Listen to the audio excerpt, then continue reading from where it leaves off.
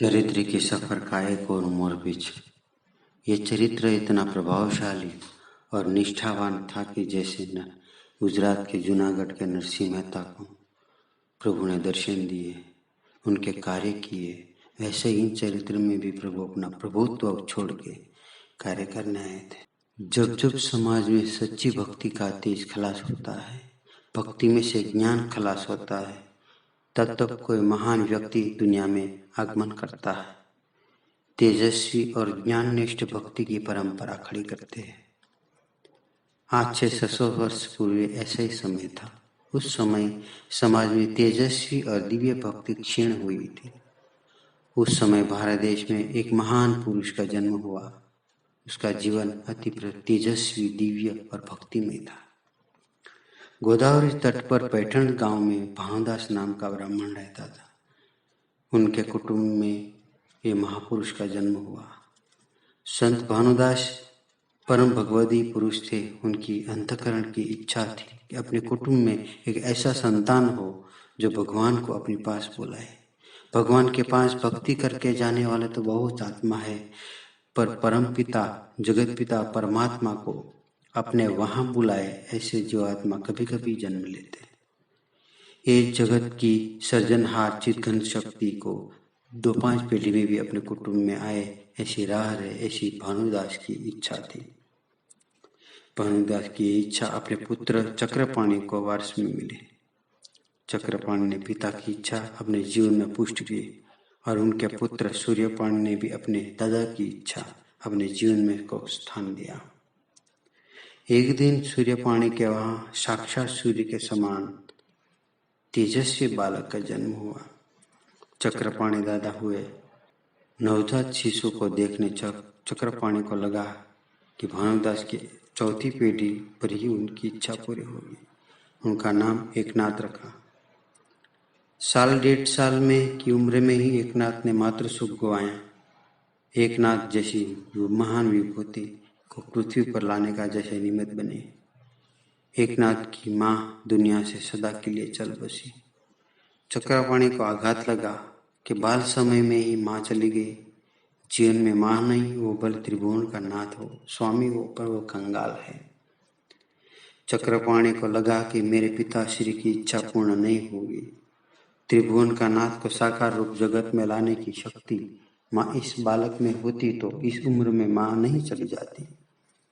जैसी प्रभु की इच्छा कह के मन का समाधान किया। चक्रपाणि ने अपने पुत्र सूर्यपाणि को कहा, आज से बालक का माँ और बाप तू ही है। ये दोनों का कर्तव्य तुम्हें पूरा करना है। तू लौकिक काम नहीं करेगा तो चलेगा, पर एकनाथ को माँ के प्रेम से वंचित न रखना। माँ की जगह दादी माँ ने संभाली थी। ठंडी की मौसम थी। एक दिन सभी शाम को भोजन करके बैठे थे। सूर्यपाणि को बुखार आया तो वो सो रहे थे। भारी ठंडी में दादी माँ की गोद में बैठा 5 साल का एकनाथ दादा को कहने लगा, दादा कहानी सुनाओ। चक्रपाणि ने कहानी शुरू की। 5 मिनट में दादा बंद हो गए। दादा उठ के सूर्यपाणि के पास गए और दादा भी एकनाथ को नीचे रख के दोनों रोने लगे। दादा, आज आप और दादी क्यों रो रहे हो? दादा ने कहा, बेटा आज तेरे पिताजी अपना घर छोड़ के चले गए। बेटा तेरे पर पिताजी का बहुत प्रेम था, पर पता नहीं अचानक तुझे छोड़ के चले गए। तो दादा मुझे भी वहां जाना पड़ेगा। वहां पिताजी को मिलने की मजा आएगी। एकनाथ की सरल सीधा प्रश्न से आने वाले लोगों को आंख में आंसू आ गए। एकनाथ ने कहा, दादा बापूजी तो रोज मुझे गोदावरी में स्नान करने के लिए जाते थे। दादा आप मुझे बहुत अच्छे लगते हैं। भगवान भी छोटे बच्चों के मुंह से कुछ सूचन करवाते हैं। प्रभु का सूचन समझ के एकनाथ को सुसंस्कृत बनाने की प्रण ली। दादी माँ एकनाथ के जीवन में तेजस्वी भक्ति के बीज बोने लगे, संस्कार सिंचन करने लगे। कहते, बेटा एक बात ध्यान रखना, अपना जीवन भगवान को प्रिय लगना चाहिए। बचपन में ही दादी माँ बुलवाती राम कृष्ण हरि, वासुदेव हरि। एकनाथ अपनी काली गीली भाषा में बोलता तो दादी की आंख में आंसू लगे। एकनाथ ने कहा, दादी तू रोती है? दादा तो कहते थे कि रोते हुए बच्चे प्रभु को अच्छे नहीं लगते। दादी माँ तुरंत आंसू पोंछ लेती। एकनाथ को दादी ने मातृदेव भव का पाठ पढ़ाया तो एकनाथ ने कहा, दादी मेरी माँ तो है नहीं तो मैं किसको नमस्कार करूं? दादी ने कहा, बेटा तू मुझे नमस्कार करना तो तेरी माँ के पास पहुंच जाएंगे। वैदिक संस्कृति भी तेरी माँ है, उसको भी तू नमस्कार करते रहना। संस्कृति माँ का सतत स्मरण रखना, माँ को कभी नहीं भूलना। चक्रपाणी ने एकनाथ को पितृदेव का पाठ पढ़ाया तो एकनाथ ने प्रश्न किया, दादा मेरे पिताजी तो नहीं है तो मैं किसको नमस्कार करूं? दादा ने कहा, बेटा तू मुझे न प्रणाम करना। बेटा आकाश का बाप है, सभी का बाप है, उनको कभी नहीं भूलना। आज लोग वो बाप को भूल गए, तू हमें भूल जाए वो चलेगा पर प्रभु की सेवा तेजस्वी रीत से करना। इस रीत से दादा दादी ने एकनाथ को बचपन में ही संस्कार और तेजस्वी जीवन का पाठ पढ़ाया। उस समय मुगलों का वर्चस्व था। पुराने समय की तपोवन पद्धति लुप्त प्राय हो गई थी। चक्रपाणी सोचते रहते कि एकनाथ को अच्छे से अच्छा शिक्षा कैसे दिलाए। छठे वर्ष में एकनाथ को जनोई दीक्षा दी। गांव के एक विद्वान पंडित एकनाथ को पढ़ाने आते थे। पंडित जी एकनाथ को शास्त्रीय पद्धति से पढ़ाते थे। एकनाथ की बुद्धि शक्ति तेजस्वी थी, स्मृति शक्ति अच्छी थी। गुरु महाराज जो सिद्धांत पढ़ाते थे वो एकनाथ तुरंत ग्रहण कर लेता। कई बार गुरु को लगता था कि पढ़ाया हुआ तो मैं फिर से नहीं पढ़ाता। एकनाथ प्रश्नों पूछता, वो कई बार गुरु को अपने से ज्यादा समझदार लगता था। एकनाथ 14 वर्ष का हुआ। सुबह के प्रहर एकनाथ साथ में चक्रपाणी बैठे थे। सामने से एकनाथ के गुरु आए। एकनाथ ने खड़े होकर गुरु को नमस्कार किया और घर में चला गया। गुरु चक्रपाणी के पास बैठे और कहा, मैं एकनाथ को पढ़ाता हूँ, अपनी आजीविका के लिए नहीं पढ़ाता। पंडित जी की ऐसी बात सुनकर चक्रपाणी को आश्चर्य हुआ और कहा, क्या नाथ के हाथ कोई भूल हो गई? आप कैसे ऐसे टेढ़े शब्द बोलते हैं? गुरुजी ने कहा, नाथ क्या तो भूल? अरे ना ना, न भूतो न भविष्यति। एकनाथ विवेक और विनय का मिलन है, प्रज्ञा और नम्रता का जीवन में समन्वय है। तो फिर ऐसे क्यों बोलते हो? चक्रपाणी ने कहा, सच कहूं नाथ को पढ़ाने का जैसे मेरे पास कुछ है ही नहीं, कुछ बचा ही नहीं है। पुराने समय में लोग कितने प्रामाणिक और नम्र थे। एकनाथ दौड़ के आया और गुरु जी के पैर छुए, कृतज्ञता से गिली हुई और गुरु ने दोनों हाथ से एकनाथ को खड़े करके पीठ पर हाथ रख के कहा, बेटे तू विश्वास रखना, तुझे कोई देवी गुरु मिलेंगे, वो तुम्हारा जीवन सोने जैसा बनाएंगे। गुरु ने नाथ को आशीर्वाद देकर चल दिए। एकनाथ के पास जबरदस्त बुद्धि थी, कोई भी विषय पर क्षण भर में पकड़ कर लेता। विवेक नम्रता कर उनके जीवन में मिल गए थे। कभी भी कोई बाबत में हट नहीं करता। दादी वो जो दे ले लेता। दादा दादी को सतत सोचते कि लड़का कुछ हट करे। एकनाथ एक बार तो हट करे, उसकी आतुरता से राह देखने लगे। एकनाथ की भी अजब परेशानी थी। 14 वर्ष की उम्र, छोटी उम्र में सब पढ़ लिया था। नाथ को पढ़ाने का कुछ बाकी नहीं था। इतनी उम्र में छोटी सी किसी को पढ़ा भी नहीं सकता था। गांव के बाहर एक शिवालय था। रोज सुबह एकनाथ वहीं नदी किनारे पर घूमने के लिए जाता। पक्षियों की मधुर कलरव सुनता और मंदिर में दर्शन करके 1-2-3 घंटे में वापस आ जाता। एक दिन नाथ शिवालय के गर्भगृह में गया। शिवलिंग पर मस्तक रख कर रोने लगा और भगवान मैं छोटा हूँ इसलिए किसी को पढ़ा नहीं सकता। गुरुजी कहते कि मुझे पढ़ने के लिए कुछ रहा नहीं। भगवान मेरी स्थिति कड़ी है, मुझे रास्ता दिखाओ, आप मुझे ज्ञान दो। भगवान शिव जी ज्ञान रूप है। उनके मस्तक से ज्ञान गंगा बहती है। शुभ्र शिवालय पर बैठे हैं। उनकी ऊंची बैठक है। जिनके जीवन की बैठक ऊंची भव्य हो वही गुरु हो सकते हैं। मस्तक पर जिसने शील का चंद्र धारण किया है, काम क्रोध लोभ सभी जहरी सर्प को जिसने निर्विष्ट किए हैं, निर्भयता से पहने हैं, भभूति को जो केवल वैभव समझते हैं, शमशान में जिनका वस्ती स्थान है, ऐसे ज्ञानेश्वर शिव जी भूत पिशाचों को अपने पास रखते हैं तो क्या मुझे अपने पास नहीं रहेंगे? नाथ ऐसे शिव जी का चिंतन मनन करता था। इतने मंदिर में से गर्भगृह में से आवाज आई, नाथ तुझे सदगुरु चाहिए ना तो उठ देवगिरी पर जा। जा जा देवगिरी पर उठ, उठ नाथ। ये आवाज कहाँ से आ रहा है, कुछ समझा नहीं। ये निर्जन स्थल में कौन बोल रहा है? मंदिर के अंदर और बाहर घूम के आया, फिर आवाज आई, नाथ तुझे सदगुरु चाहिए ना, तो उठ देवगिरी पर जा। जा जा देवगिरी पर उठ नाथ। वही शब्द, वही आवाज, ये शब्द, ये संदेश कहाँ से आ रहा है उनका पता न चला। वो शब्द हृदय में घूमने लगा और देर से शाम को घर आया। आज उदास दिखता था, इसलिए चक्रपाणी का जीव शांत नहीं था। प्रेम से पीठ पर हाथ रख के नाथ को पूछा, नाथ आज क्या हुआ है? अपना रुदन रोक के नाथ ने कहा, कुछ नहीं दादाजी, आपको ऐसे ही लगता है। इतने में दादी की आवाज आई, नाथ जल्दी संध्या कर ले, खाना तैयार है। नित्य कर्म करके नाथ भोजन करने बैठा, एक शब्द बोला नहीं। सुबह सुनी वाणी कान में गूंजती थी, वो भोजन करने नहीं देती थी। दादा दादी को कहो या ना कहो, नाच कहना। एकनाथ ने बनी घटना किसी को नहीं कही। हमेशा बातें करने वाला नाथ आज मौन था। अपनी जगह पर जाके सो गया और दिया बुझा के रोने लगा। देवगिरी पर जाऊं, दादा दादी को छोड़ के जाऊं, ये विचार शरीर में कंप आ गए। दादा दादी की प्रेम की नाजुक बेड़ी तोड़ के जाना कठिन था।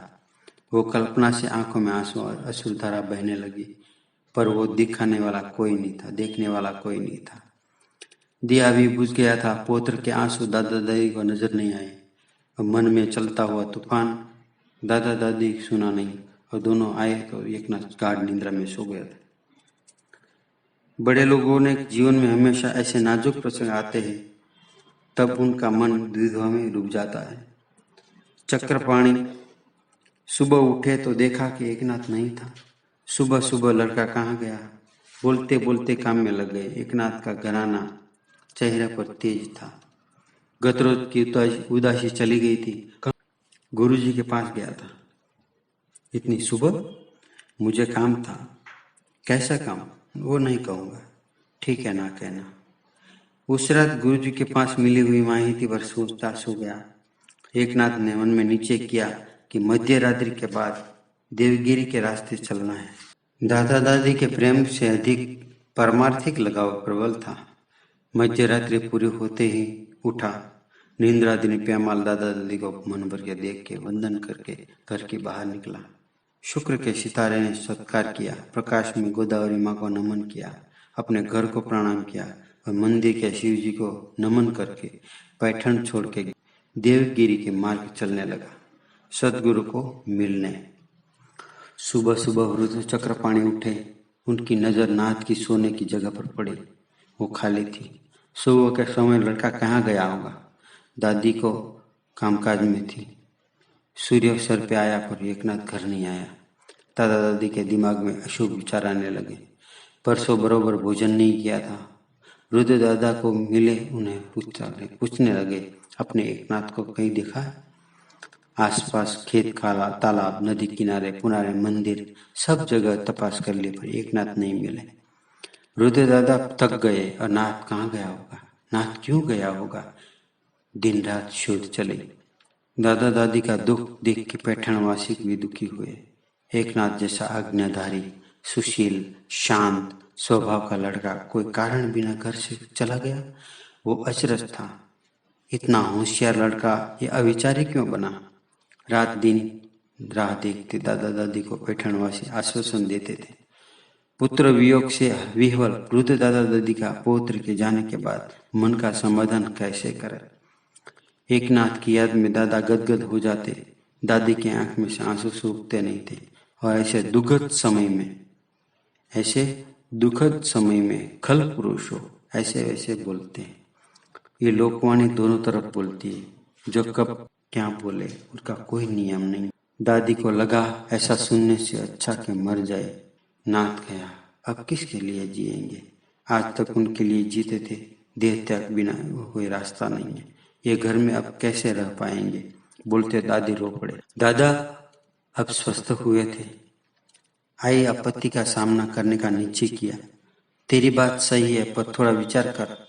हम एकनाथ को पहचानते हैं। वो एक दिन जरूर आएगा। हमारे आशीर्वाद लेने कितना आतुरता से आएगा। जब हम उस घर में नहीं मिले होंगे तो उनकी क्या दशा होगी। आज तक हम उनके लिए जीते थे, अब उनकी राह देखते लिए जिएंगे। हम प्रभु स्मरण और नाथ की याद में समय पसार करेंगे। चक्रपाणि ने अपनी वृद्ध पत्नी को सांत्वना दी। उनकी एक आंख में कृतकृत्यता का आंसू थे और दूसरी आंख में नाथ वियोग के आंसू थे। ऐसे आंसू सिर्फ केवल महापुरुष की आंख में ही होते। प्रत्येक दिन नाथ की याद में आशा से आता, पर अब वृद्ध आंखें थक गई थी। वो गुरुजी को पढ़ाने आते थे ना, वो भी कोई कारण गांव से चले गए। वो बात का पता चलते ही वृद्ध दंपति को विश्वास हुआ कि एकनाथ गुरुजी के पास ही गया होगा। वहीं से कोई समाचार मिलेंगे ऐसी राह देखने लगे। एक तरफ वृद्ध दादा दादी घर में चिंता करते थे, दूसरी तरफ प्रेमाल दादा दादी की याद के साथ भानुवंश का बाल एकनाथ अत्यंत उल्लास से मार्ग काटता हुआ जा रहा था। कोई बात की चिंता नहीं, जो मिले वो खाना, नदी किनारे पर पानी पी लेना, वृक्ष के नीचे सो जाना। उन्हें किसी बात की फिक्र नहीं थी, कोई डर नहीं, सिर्फ एक ही धुन थी, देवगिरी पहुंचना। रास्ता काट रहा था। चक्रपाणि ने फूल की तरह उसके रखा था। इतना चलना, ऐसी मुश्किल का सामना करना, लेकिन भानुदास के पुण्य और प्रेमाल दादा की माया की दूर से संभालते थे। सदगुरु के पास जाना आसान नहीं था। दोपहर के सखत ताप में सुकोमल बालक पसीने से दरपतर था। पैर ताप से गर्म हो गए थे। कोमल पैरों में कंकड़ कांटे लगते थे। शिशिर ऋतु की माँ ठंडी में भी अंग अकड़ जाते थे, पर सदगुरु के मिलाप का निश्चय अचल था। बचपन में कठोर साधना में आने वाले संकटों और ध्येय सिद्धि की बातें दादा से सुनी थी। फागुनवत छठ के 1462 के दिन की सुबह हुई। छोटे एकनाथ को देवगिरी का किला सिखाई दिया। मन की गति के साथ चलने की गति भी बढ़ गई। वसंत वैभव का खजाना चारों ओर दिखता था। वो देखते देखते छोटे पांव गढ़ चढ़ गए। इस छोटे बालक को देख के पहरे गिर आश्चर्य में पड़ गया। उनके अंतर में वात्सल्य भर आया। उनको लेके वो देवगिरी के किलाधिपति के पास लाए। देवगिरी के दुर्गाधिपति श्रीमंत संत जनार्दन स्वामी, मूल 40 गांव के वतनी, अश्वलायन सूत्री देशस्थ ऋग्वेदी ब्राह्मण, अपने कर्तृत्व से देवगिरी के अधिपति बने थे। देवगिरी परगना के प्रमुख थे। देवगिरी परगना की सभी व्यवस्था वो देखते, न्यायदान करते, वर्तन में भी अति शुद्ध, न्यायी और सौजन्य मूर्ति थे। दरबार में इतना कड़क, इतने बिना दरबार कोई भी आवाज नहीं करते थे। जनार्दन स्वामी के दत्तोपासना लक्ष्य में रख के यवन राजा ने भी बृहस्पतिवार को छुट्टी रखी थी। वो दिन छुट्टी का दिन जाहिर किया था।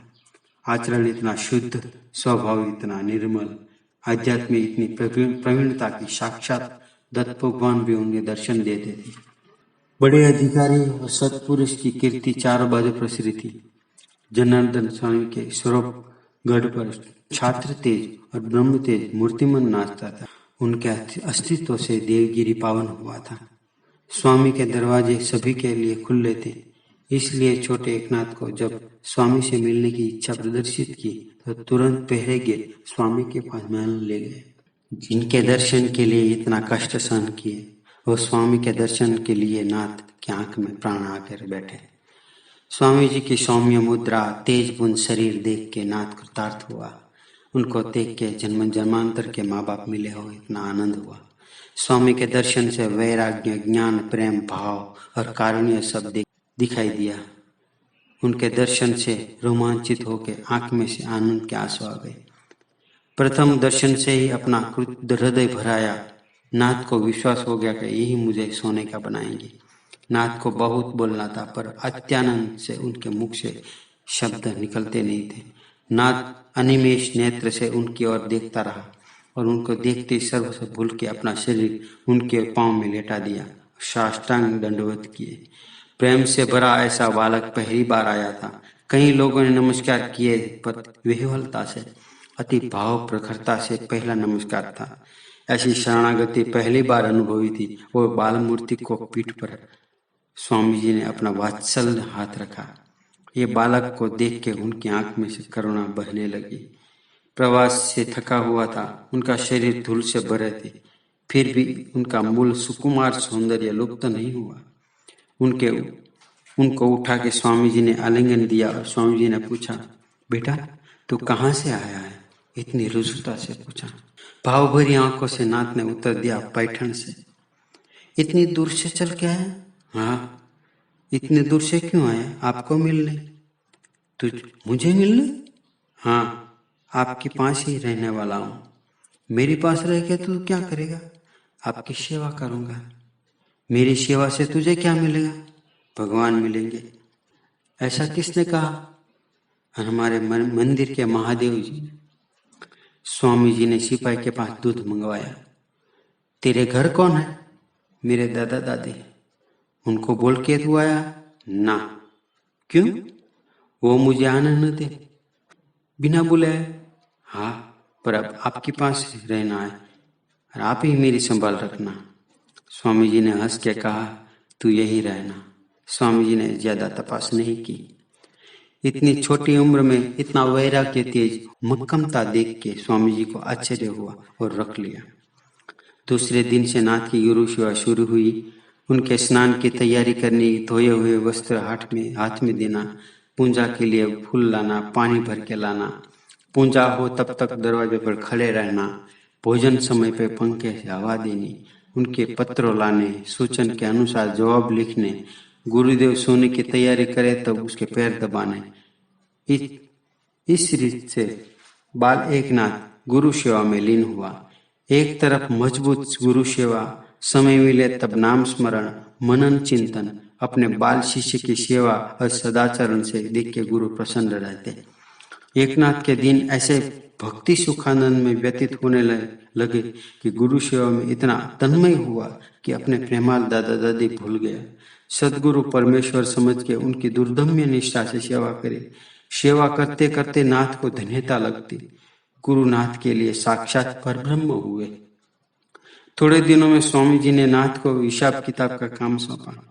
गुरु सेवा, ईश्वर सेवा करते हिसाब के काम भी संभालता था। एकनाथ के पास जैसे अन्य गुण भी थे। व्यवहार कुशलता, लेखन कार्य में भी होशियार था। राज के बड़े बड़े कार्य जनार्दन स्वामी उन्हें सौंपते थे, वो कुशलता से पूरा करते थे। कैसे बोलना, कैसे वर्तन करना, राज दरबार में रीति रिवाज कैसे होते हैं, उनका पालन, नित्य शांति कैसे रखनी, सभी बातें स्वामी जी के सानिध्य में ग्रहण कर ली। गुरु गृहनाथ की प्रज्ञा विकास करने लगी। एक दिन स्वामी जी ने नाथ को कहा, कल हिसाब की तपास होने वाली है, हिसाब तैयार रखना। हाँ गुरुदेव, कल सुबह आपको 5 हिसाब दिखाऊंगा।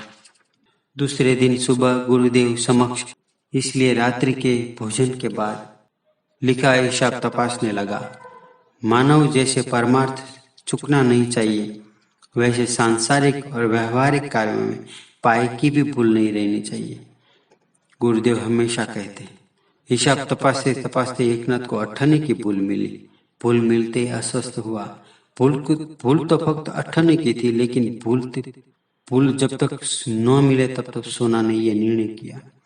रात्रि के 3 प्रहर बीत गए। चारों ओर सुनसान शांति थी। एकनाथ दिया जला के जागता था, हिसाब के पन्ने घुमाता रहता था। भूल नहीं मिले तो गुरुजी को क्या मुंह दिखाऊंगा। उनकी अस्वस्थता बढ़ गई। पल पल बीतते रात्रि सुबह की ओर चलती थी। प्रभाते आखिर में भूल मिली। आनंद में होश न रहा। नाथ ने जोर से ताली लगा के बोला, हिसाब मिल गया।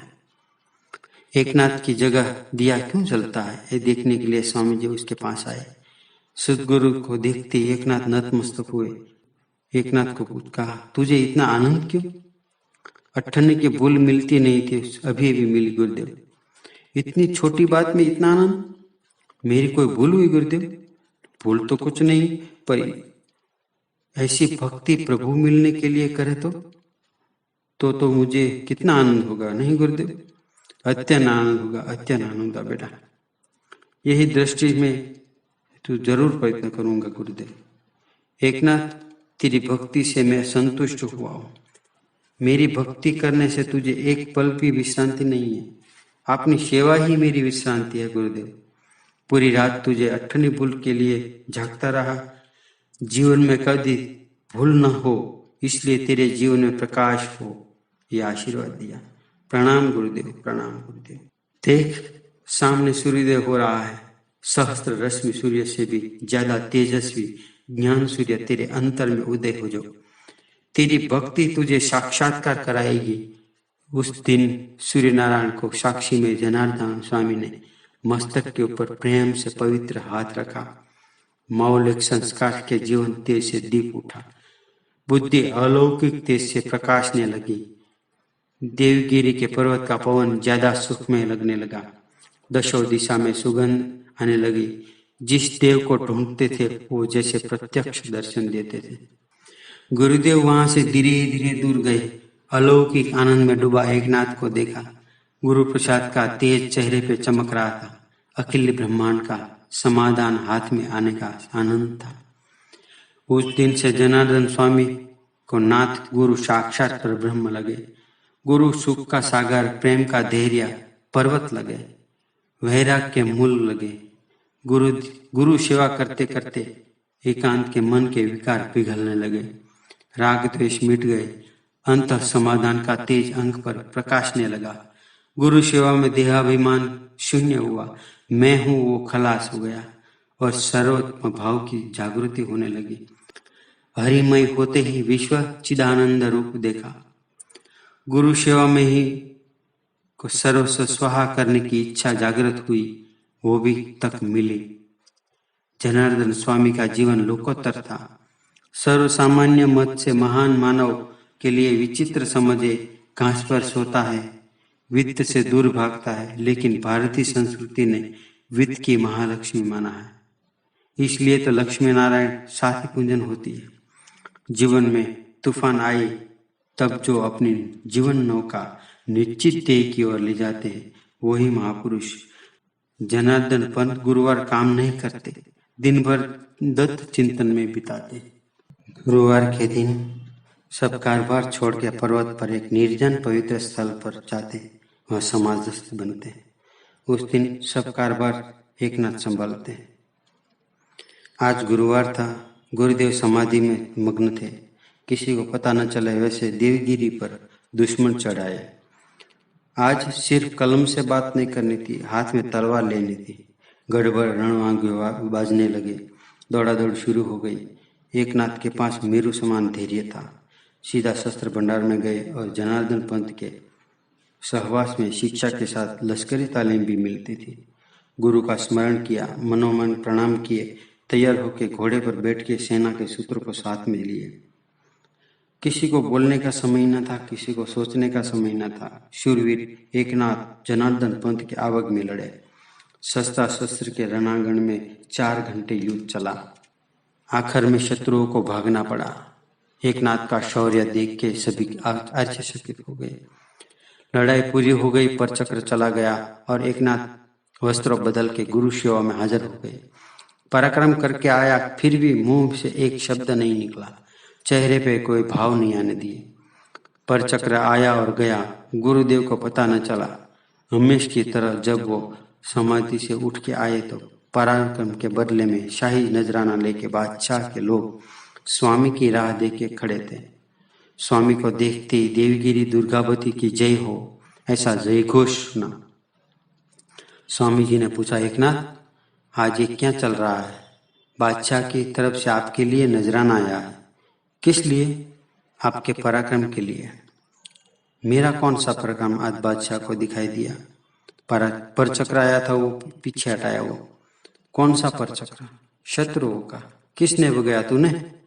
मैं तो निमित्त मात्र था, खड़ा था। गुरुदेव, तो शक्ति आपकी, स्फूर्ति आपकी, पराक्रम आपका नहीं तो शक्य न था महाराज। शाबाश बेटे, मुझे सब समझ में आ गया। किसने कहा? लोगों ने। मनुष्य को ऐसे ही जीना चाहिए, काम ज्यादा करना पर बोलना कम। आपके जैसा पिटबल हो तो प्रभु ही सब संभालते हैं। चल। जनार्दन पंत ने सहज में जीवन का कौशल्य दिखा दिया। जैसे गुरु वैसा शिष्य, बहादुर, कुशल, चतुर, शूर, ज्ञानी, भक्त, स्थित प्रज्ञ जनार्दन स्वामी के सहवास में रह के एकनाथ कृतकृत्य हुए। एकनाथ ने गुरु सेवा में देवगिरी पर 6 वर्ष बिताए। देहाभिमान पिघल गया था। चित्त गंगा जल जैसा निर्मल हुआ था। देह पर दैवी तेज चमकता था। गुरु सेवा से चित्त शुद्धि होते ही गुरु प्रसाद के लिए योग्य थे। गढ़ के पीछे जनार्दन स्वामी का एक एकांत स्थल था। उस जगह सहस्त्रलिंग नाम का एक सुंदर सरोवर था। कभी कोई हिरन पानी पीने आता, कभी कोई मोर टहलते। सरोवर की सुगंध जंगल में प्रसरती। वो रमणीय स्थान समाधि के लिए योग्य था। जनार्दन पंत की परवानगी बिना यहाँ कोई आ जाता नहीं था। रोज वहां आते स्वामी जी 1-2 घंटे समाधि में बैठते। आज नाथ को अलभ्य लाभ मिलता। ये सोच के एक नाथ जबरदस्त उल्लास के साथ चलने लगे। सूर्यबिंब में से कोमल सूर्य प्रभा सब सर्वत्र फैलने लगी और वातावरण पूरा अति पवित्र और गंभीर बन गया। गुरुदेव ने कहा, एक नाथ, दत्त प्रभु के अलावा यहाँ कोई नहीं आता। तपोवन ही बता देता गुरुदेव। तुझे ये तपोवन पसंद आया? अति रम्य स्थान है ये, लेकिन तू ध्यान रखना, अवधूत कोई भी रूप में आकर खड़े रहेंगे।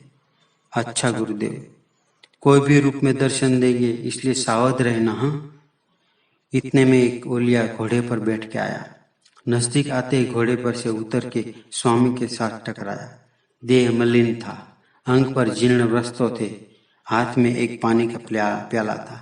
प्याले में से थोड़ा पानी पिया। उनके हाथ में से प्याला लेके स्वामी जी ने जूठा पानी पिया। ये देख के एकनाथ आश्चर्य में डूबे। ओलिया कौन है? स्वामी जी को धक्का क्यों मारा? स्वामी जी ने भी कुछ कहा नहीं। उनका जूठा पानी पिया। नाथ अभी भी स्तब्ध थे। गुरु जी ने पूछा, पहचाने नहीं एकनाथ? घोड़े पर बैठ के गए हो? हाँ, अब पहचाना। बोल, कौन थे वो? वो दत्त गुरु थे ना। बहुत देर से पहचाने तूने नहीं? सच गुरुदेव, मेरी भूल हुई। भूल का प्रश्न ही पागल। दत्त प्रभु दर्शन दुर्लभ है। एकनाथ दुखी हो गए। सामने आए दत्त प्रभु को पहचान न सका, इसलिए अत्यंत दुखी हुए। गुरुदेव के साथ चलने लगा। स्वामी जी खड़े रहे। सहस्त्रलिंग सरोवर के सामने शुभ्र स्वस्थ वर्ण के एक स्फटिक शिला थी। उनके पीछे एक विशाल वट सैकड़ों डालियों और वड़वाई फैला के खड़ा था। घनघोर घटा की वजह स्फटिक शिला हमेशा छांव में रहती थी। वट के वृक्ष की चरी लताओं में से रंगीन फूल स्फटिक शिला पर बिखरते थे। ऐसा शांत रमणीय स्थल नाथ के पहली बार देखा। वो रमणीय जगह देख के नाथ प्रसन्न चित्त नीचे बैठ गए। नाथ के मस्तक पर गुरुदेव ने प्रेम से हाथ रखा और दूर चले गए। तल्लीनता में ही एकनाथ को भाव समाधि लग गई। मन चक्षु से स्फटिक शिला पर उसने दत्तात्रेय की तेजोमयी मूर्ति देखी। उनकी कांति से दशों दिशाओं में प्रकाशित हो गई। मूर्ति के शरीर पर दिव्य अलंकार थे। हाथ में आयुध, मस्तिष्क पर जटा, गले में रुद्राक्ष माला, माथे पर केसरी चंदन, सतेज नेत्र, नयन भ्रुकुटी, आरक्त हृदरोष्ट। सदगुरु की कृपा से नाथ को साक्षात दत्त प्रभु के दर्शन हुए। एकनाथ के दर्शन करके रोमांच हुआ और आनंद सागर में डूब गए। नाथ की सुकुमार बाल मूर्ति देख के जनार्दन स्वामी की आंख में आंसू आ गए। दत्त प्रभु की मूर्ति अंतर ध्यान हुई। सहस्त्र ज्योत जैसे बुझ गई हो, ऐसा नाथ को लगा। प्रभु प्रसाद मिला था, प्रत्यक्ष कुछ न था। जो देखा वो सत्य था, स्वप्न था। नाथ को पता न चला। खड़े होकर गुरुदेव को साष्टांग प्रणाम किए और एक अमृतमय अनुभव के नहा के गुरु के पीछे चलने लगे। प्रत्यक्ष दत्तात्रेय भगवान के नाथ को दर्शन देने के बाद जनार्दन स्वामी के अंतःकरण में नाथ के विशेष स्थान मिला। अब नाथ के हाथों से सेवा लेने की योग्य नहीं थी। एक दिन एकनाथ स्वामी के पांव दबाने आए तो हाथ पकड़ के अपने पास बिठा के कहा, अब थोड़े दिनों में मैं तुम्हें दूर भेजने वाला हूँ, तुझे दूर करने वाला हूँ। गुरुदेव, मुझे आपका कहना समझा नहीं। मनुष्य को प्रभु दर्शन हो जाए तो भी उनको सगुण भक्ति छोड़नी नहीं चाहिए। मेरा नाम स्मरण चिंतन नियमित शुरू है गुरुदेव। मुझे छोड़ के तुझे दूर जाना पड़ेगा। आपको छोड़ के दूर जाना पड़ेगा? हाँ, जाना ही पड़ेगा। प्रेम होने पर भी माँ अपने बच्चों को दूर नहीं करती। बच्चों के हित के लिए ही होता है। एकनाथ की पीठ पर हाथ रख के कहा, वहां देख, वायव्य दिशा के शूलभंजन दिखता है न, वो मार्कंडेय ऋषि को पसंद अति रमणीय पुराना तपोवन है, वहां तू जा। आपको छोड़ के मैं ना जा पाऊंगा, मेरी आज्ञा समझ के जा। केवल आपकी आज्ञा समझ के मैं जाऊंगा प्रभु, आप कहो तो मैं जाऊं, पर जिसको जा कहते हो उसको वापस कब आना है? जनार्दन स्वामी ने हंस के कहा, जब कोई अघटित घटना बने, अपूर्व घटना बने, तब वापस आना। शूलभंजन पर्वत पर गगनचुंबी वृक्षों थे, कई लताएं ये वृक्षों को लिपट गई थी। पर्वत चढ़ के वन पुष्पों की सुगंध आने लगी। फूल के वजन से झुके वृक्षों को देख मन में विनय भाव उत्पन्न हुआ। चलते चलते अंग पर वृक्षों पर से पानी की बूंद गिरती थी। वृक्षों के पान से पसार सूर्य किरण तालाब के पानी में पड़ते थे। कई देर तक सरोवर का देखा पर संतोष नहीं हुआ। सामने एक वृक्ष नीचे श्याम वर्ण शिला थी। लताओं ने एक नैसर्गिक मंडप बनाया था। नाथ वहां रुक गए, तपस्या करने के लिए यह स्थान पसंद किया। शिला पर से जाड़ी पान दूर किए, उनके पर आसन लगाया, गुरु स्मरण करके ध्यान का प्रारंभ किया। जैसे नमक पानी में मिल जाता था, वैसे नाथ हरिरूप में मिल गए। रोज सुबह 3 साढ़े 3 बजे उठना, सूर्यकुंड पर स्नान करना, गुरुदेव का स्मरण करना, मनन चिंतन करके निर्मल करके प्रभु रूप में तल्लीन रहना, ये नित्य क्रम। संध्या समय फलाहार करना, गुरु स्मरण करके शिला पर ही सो जाना। कई समय पसार हो गया, उनकी एकनाथ को कल्पना नहीं थी। अब सूर्य ने मार्ग बदला था। जिस जगह बैठता था वहां पहले धूप नहीं आती थी, अब वहां धूप आने लगी। एक दिन वहां एक गौपालक आया। नाथ की बिजली जैसी अंग क्रांति देख के उनको मन में आदर उत्पन्न हुआ और गोपाल नाथ के लिए रोज 1 लोटी दूध लाने लगा। भक्ति की खबर भगवान रखते हैं, यह प्रमाण है। कई दिनों तक ऐसे चला। आज वो गोपाल रोज की तरह जल्दी आ गया था। उसने देखा तो नाथ समाधिस्थ थे। मुखमंडल पर दिव्य तेजा प्रभा चमक रही थी। एक बड़ा काला नाग उसकी फैन की छांव बना के नाथ के पीछे खड़ा था। नाथ समाधिस्थ हो तब रोज छांव करने को ये फणीधर आ जाता था, उसका नित्य क्रम था। नाथ को ये घटना की खबर नहीं थी, कारण जब वो समाधि से जागृत बनते तब उसके पहले फणीधर सरक जाता था। लेकिन आज गोपाल रोज से जल्दी आ गया। दूर से दृश्य देखा तो वो बहुत डर गया और डर की वजह से जोर से बूम लगाई। हाथ में से दूध की लोटी गिर गई। उनकी बूम सी आवाज से नाथ की समाधि टूट गई। नाथ के शरीर से हलचलन से नाग जंगल में सरक गया। नाथ ने आंख खोली तब गोपाल को जीव शांत हुआ। गोपाल ने बनी घटना नाथ को कही, अंश मात्र भय न लगा। प्रभु असंख्य रूप में विश्व में विचरते हैं, तू देख सकेगा। ये गुरु वचन याद आया, मन में हंसे। कई समय तक विचार तंद्रा में डूब गए। शूलभंजन पर्वत पर का आज पवन उनके कान में जो भक्ति गीत कहता था, वो एकनाथ ध्यान पूर्वक सुनते थे। कान में गुरु ध्वनि सुनते थे, दृढ़ानुसंधान वही भक्ति। आंख में से आनंद के अश्रु आ गए। आनंद के आंसू से प्रभु शक्ति के सामने नतमस्तक हुए। गुरु के शब्द याद आए, नाथ अघटित घटना बने तब वापस आना। गुरु स्मरण करते करते देवगिरी के रास्ते पर चल पड़े। एकनाथ की धूल वो गोपाल ने उठा के प्रसाद के रूप में कपड़े में बांध ली। एकनाथ देवगिरी आए। गुरुदेव पूंजा में बैठे थे। गुरुदेव ने पूछा, आ गया नाथ? जी हाँ स्वामी जी, आपने कहा था ना कोई अपूर्व घटना प्रसंग बने तो वापस। कौन से स्वरूप में प्रभु ने दर्शन दिए? अश्रु नयन नाथ ने सब हकीकत कही। स्वामी जी ने कहा, एकनाथ आज तो परिपूर्ण हुआ।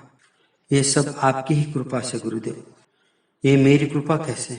नाथ, तेरे में से भेदभाव पिघल गया है, इसलिए तो वो क्रूर प्राणी अपनी क्रूरता भूल के तुझे छांव देता था। जो अपने में विश्व देखता है वो खुद भी विश्व में समाया जा रहता है। बेटा, तुझे लगता है इतनी ये आसान बात नहीं है। आपका कृपा प्रसाद मिले तो फिर बाद में जगत में कोई भी बात अशक्य नहीं रहे। प्रभु, तू सुनने वाला नहीं है। तुझे जो मैं कहता हूँ वो सब बात ही तेरी बड़ाई है। तू मुझे देकर तू छूट जाता है, लेकिन तेरे पिताजी, ये तेरे पितामह की पुण्य है, तेरे पीछे खड़े हैं, इसलिए ही ये असाध्य बात तुझे जल्दी और आसानी से मिल गई। तू प्रभु दर्शन हुए, तेरी तपस्या सफल हुई, विश्व प्रेम का अनुभव हुआ। अब थोड़ा विश्व संचार प्रवास कर, पुण्य तीर्थों में स्नान कर, वो पवित्र स्थल दर्शन कर, उनके पीछे का भाव समझ ले। ऐसा बोल के मुझे दूर क्यों करते हो? तीर्थ यात्रा करने, मेरे सारे तीर्थ आपकी चरण कमर में गुरुदेव। एकनाथ, तुझे तीर्थ यात्रा करने जाना चाहिए। आपको छोड़ के मैं रह नहीं पाऊंगा। मैं भी तेरे साथ चलने आने वाला हूँ। आपके साथ तीर्थ यात्रा हो तो मैं उनको महान अमृत योग ही समझूंगा। दूसरे दिन से जनार्दन स्वामी के तीर्थ यात्रा शुरू हुई। उनके साथ एकनाथ चलने लगे, जैसे सूर्य के साथ छांव चलती हो, उसकी प्रभा चलती हो, फूल के साथ जैसे उसकी सुगंध चलती हो। सत शिष्य पूर्ण अवस्था पहुंचा, इसके लिए गुरु को चेहरे पर समाधान था। गुरुदेव, हम कहाँ जा रहे हैं? थोड़े दिन के बाद एकनाथ ने पूछा। नाथ, राम की पंचवटी देखने की कई दिनों से इच्छा थी। हाँ गुरुदेव। पैठण के पास गोदावरी माता है ना? हाँ गुरुदेव। वही गोदावरी नासिक में भी दौड़ती आती है, स्वामी जी ने कहा। गोदावरी का घाट अति रम्य है नहीं? गोदावरी को याद करते मेरी आंख में सामने गोपुरा दिखता है। दूसरा, हम रोज ज्ञानेश्वरी पढ़ते हैं ना? हाँ, तो उसका क्या है? वो ज्ञानदेव के भाई यहाँ त्र्यंबक में ही है। एक बार निवृत्ति नाथ की समाधि लगा के देख, तुझे निवृत्ति नाथ दिखाई देंगे, उसके दर्शन होंगे। ऐसे प्रेम से बातें करते करते दोनों गोदावरी के किनारे नासिक आए। गोदावरी माँ का मनोरम्य घाट, भव्य देवालयों, ब्रह्म कर्म में मग्न विप्र समुदाय देख के संतोष हुआ। एक घाट पर आके मुकाम करके नित्य कर्म किया। बाद में जनार्दन स्वामी ने कहा, एकनाथ, आज तू यहाँ भागवत कथा करके सुनाओ। कौन, मैं? लेकिन गुरुदेव, मैं क्या भाष्य करूंगा? क्यों? तू ही कहता था ना कि प्रभु कृपा होने के बाद कोई बात कठिन नहीं रहती। हाँ, वो सत्य है। तो फिर शुरुआत कर। गुरुदेव, आपकी आज्ञा का मैं उल्लंघन नहीं करूंगा, पर गुरु ग्रंथ रचना क्या है, भाष्य कैसे कहते हैं, वो मुझे कल्पना नहीं। पानी में गिरे तो आप अपने आप तैरने लगते हैं। जैसी आज्ञा गुरुदेव। यह चरित्र अधूरा है। इस चरित्र का चिंतन मनन हम अगले दूसरे पार्ट में करेंगे। तब के लिए जय गुरुदेव, जय गोपाल।